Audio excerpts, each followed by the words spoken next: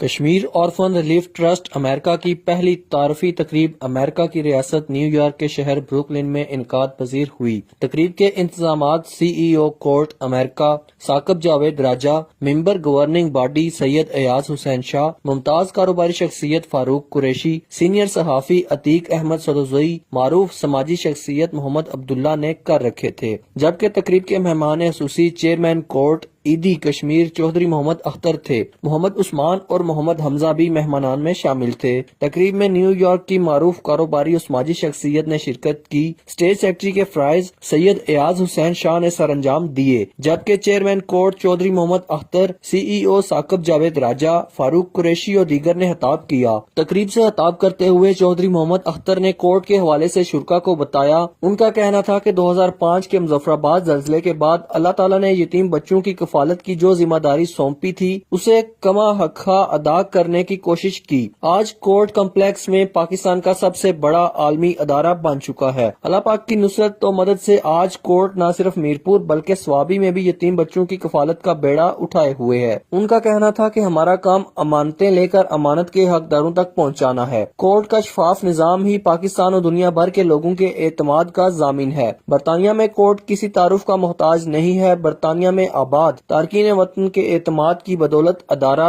ایک تنا آور درخت بن چکا ہے۔ امریکہ میں تارکین وطن کافی عرصے سے تقاضا کر رہے تھے کہ یہاں بھی کورٹ کی تنظیم موجود ہونی چاہیے، جس پر کورٹ کو باقاعدہ رجسٹر کروایا گیا ہے۔ انہوں نے کہا کہ کورٹ کے زیر اہتمام میرپور میں انٹرنیشنل معیار کا ہسپتال تعمیر کیا جا رہا ہے، جس میں بلا تخصیص غریب و امیر کو مفت علاج فراہم کیا جائے گا۔ 500 بیڈ کا ہسپتال جدید ترین سہولیات سے آراستہ ہوگا تاکہ اس خطہ سے کوئی بھی مریض علاج کے لیے در بدر کی ٹھوکریں کھانے پر مجبور نہ ہو۔ تقریب سے خطاب کرتے ہوئے سی ای او ثاقب جاوید راجہ نے کہا کہ کورٹ کو امریکہ میں 501 C3 چیریٹی سٹیٹس مل گیا ہے۔ اس سٹیٹس کے بعد کورٹ کے امریکہ میں موجود ڈونرز کی دی گئی چیریٹی پر انہیں ٹیکس میں چھوٹ ملے گی۔ انہوں نے بتایا کہ کورٹ کی امریکہ کی تمام بڑی ریاستوں میں تنظیم سازی کر رہے ہیں تاکہ تارکین وطن اور کورٹ کے مابین ایک مضبوط رشتہ استوار ہو سکے۔